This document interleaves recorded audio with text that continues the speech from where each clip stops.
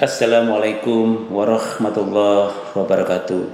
Salam sehat dan sejahtera dari saya, Festiono Yudi, untuk kita semua.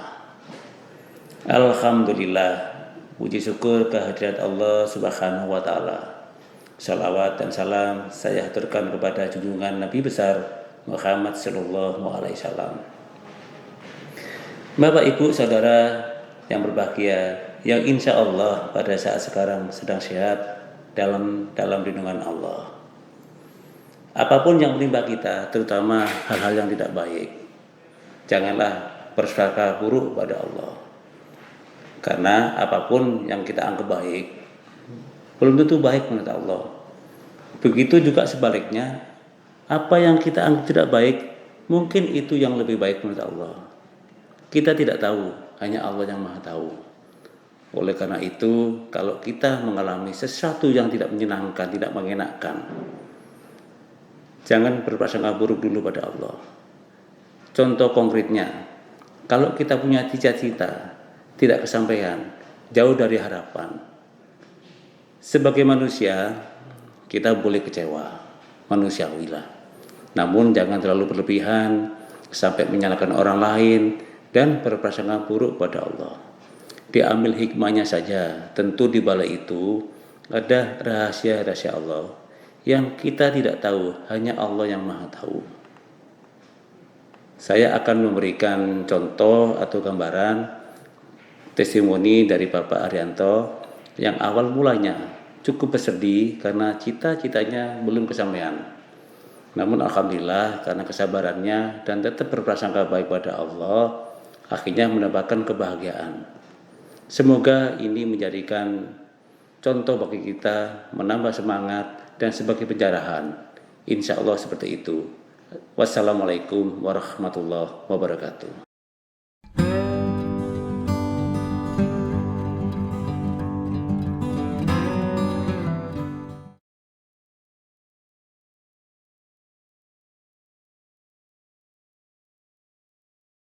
Assalamualaikum warahmatullahi wabarakatuh, Pak Hari. Waalaikumsalam warahmatullahi wabarakatuh. Bagaimana Pak kabarnya? Alhamdulillah baik. Ya, Pak Hari, ini cerita tentang pengobatan tenaga anugerah ilahi yang dipimpin oleh Pak Festiono Yudi. Ya, kami ingin Pak Hari bercerita kepada kami biar penonton tahu pengalaman apa yang Pak Hari alami bersama pengobatan tenaga anugerah ilahi. Iya, awalnya kami kenal dengan pengobatan tenaga anugerah ilahi yang dipimpin oleh Bapak Festiono Yudi itu sekitar tahun 2011. Nah, kebetulan anak saya yang pertama itu berteman atau sekolah bersama dengan putranya Bapak Festiono Yudi. Jadi dari di situ saya kenalnya di situ. Nah, itu awalnya kenal di situ. Itu Bu. Oh, gitu.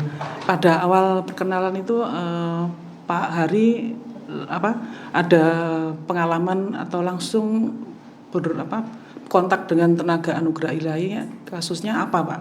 Nah, ini kebetulan kan kelas 3 SMA waktu itu. Lah kami konsultasi dengan tenaga anugerah ilahi yang dipimpin oleh Bapak Festiono Yudi itu untuk mau masuk di perguruan tinggi negeri yang favorit di Surabaya. Itu ya konsultasinya saya di situ.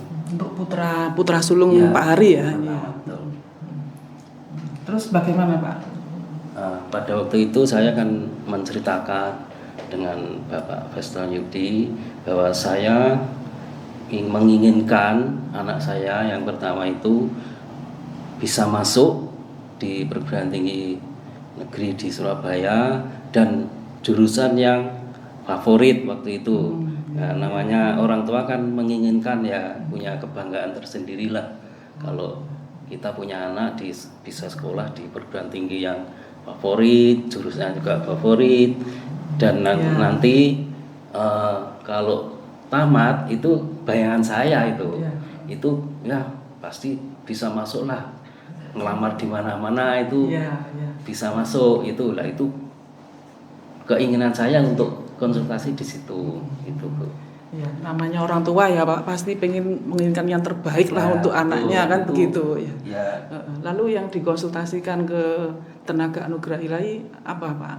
ya kan sama Bapak Feston Yudi dikasih gambaran bahwa kita ini kan sebenarnya kan nggak bisa itu memaksa-maksakan, katakanlah kamu harus di sini, jurusannya harus ini, nanti begini nah itu. Tapi saya masih ngotot waktu itu, masih ngotot.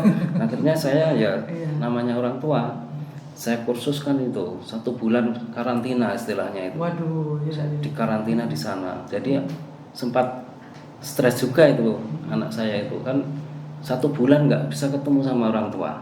Jadi ya makan minum memang ada biaya di situ, itu saya tempuh itu, saya jalankan supaya ya tetap itu tadi saya punya keinginan itu tadi.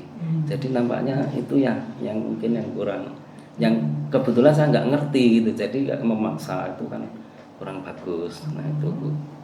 Untuk putra Pak Hari juga apa sebenarnya berkeinginan atau? Waktu itu beda masalahnya kan, dari jurusan IPA saya paksa masuk jurusan IPS. Itu kan ada unsur yang kurang baik sebenarnya, tapi akhirnya ya itu tadi, dari hasil karantina, dari hasil katakanlah jalur-jalur tertentu itu gagal akhirnya. Itu akhirnya kan kita konsultasi lagi bagaimana ini, setelah ada pengumuman ternyata gagal semua itu Bu.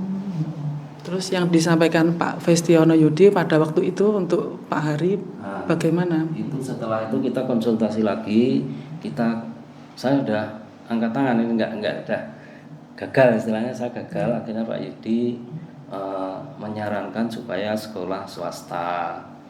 Ya saya udah ngikut, akhirnya saya ngikut pokoknya kelas swasta. Nah, itu saya nggak merasa itu.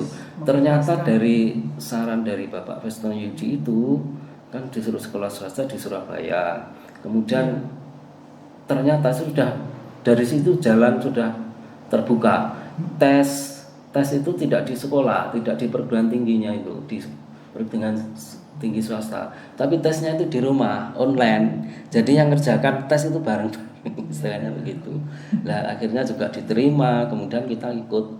Nah akhirnya setelah kuliah di situ, ya kita sudah mengikuti saran dari Pak Yudi semua. Nah ternyata setelah ya bisa lulus dengan jurusan yang kebetulan dia juga mengambil jurusan yang pertama saya sarankan tadi, kemudian sampai lulus, sampai tamat di situ kita nggak tahu ternyata sekolah tadi yang awalnya itu sekolah swasta ternyata di negeri. Nah, jadi ijazahnya negeri. Ya itu yang saya nggak, ya itulah itu yang ya apa ya istilahnya, orang awam nggak bisa mikir gitu loh. Nggak logika. Betul lah. Setelah tamat ijazahnya ternyata juga negeri, juga ini juga sekolah favorit juga ternyata. Nah, setelah tamat di Surabaya Timur nggak salah ya yang sekolah ini. Kuliah yang kedua yang pilihan yang swasta tadi. Nah, setelah tamat ijazahnya kebetulan di perusahaan juga pas ada kebutuhan, akhirnya juga langsung bisa masuk, diterima, langsung bekerja sampai sekarang gitu. Itulah. Alhamdulillah ya Pak. Alhamdulillah ya. Dibantu oleh Pak Festiono Yudi terkait dengan masalah pendidikan anak ya Pak. Pendidikan sampai ternyata kita sudah masuk kerja juga langsung. Luar biasa ya. Baik, terima kasih Pak Hari atas kisahnya yang sudah di-share dengan kami. Ya. Assalamualaikum Pak Hari. Waalaikumsalam warahmatullahi wabarakatuh. Alhamdulillahirrahmanirrahim. Terima kasih kami, keluarga kami, khususnya anak kami telah dibantu oleh Bapak Festiono Yudi sebagai pimpinan dari pengobatan tenaga anugerah ilahi, sehingga anak kami sudah tamat di perguruan tinggi negeri yang ternama di Surabaya dan sekarang sudah diterima bekerja di perusahaan yang cukup ternama di Surabaya. Terima kasih.